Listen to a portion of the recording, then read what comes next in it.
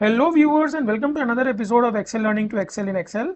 In today's video, we are going to talk about a very interesting topic which can save you hours, and it is also quite a bit of smart work, and you can avoid a lot of hard work that you do using VLOOKUP, etc.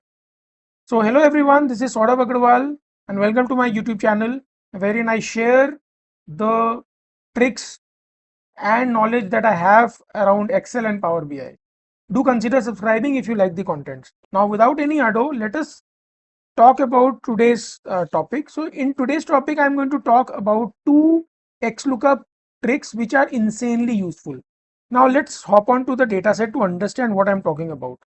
So, here we have got a data set wherein I have the product IDs in column A and the sales value rupees lakhs in column B for different product IDs ranging from product ID number 1 to product ID number 144.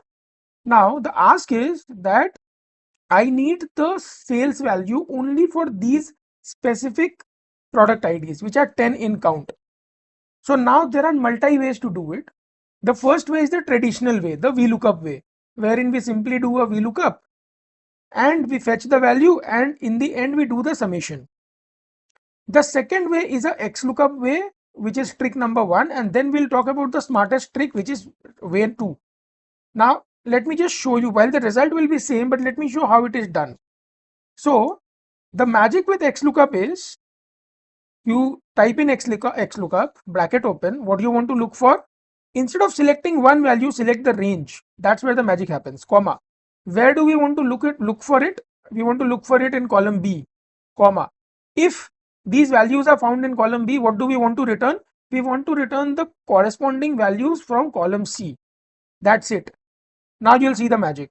The moment I press enter, just typing XLOOKUP once, it gives me all the values because it has a functionality called spill, which means that it will automatically spill over to the next cells till the time there is a data point that is there as part of the selected range.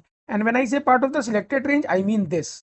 Now, if you see here closely, we have given the range as F3 to F12, means it will only stop when it finds the value that is associated with row number 12.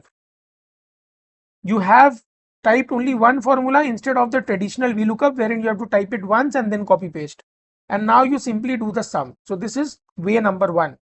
Now I'll talk about the way number 2, which is the most interesting one. Now if you see in the way number 2, I have not typed any formula in any of the cells because technically I don't need the sales of these products.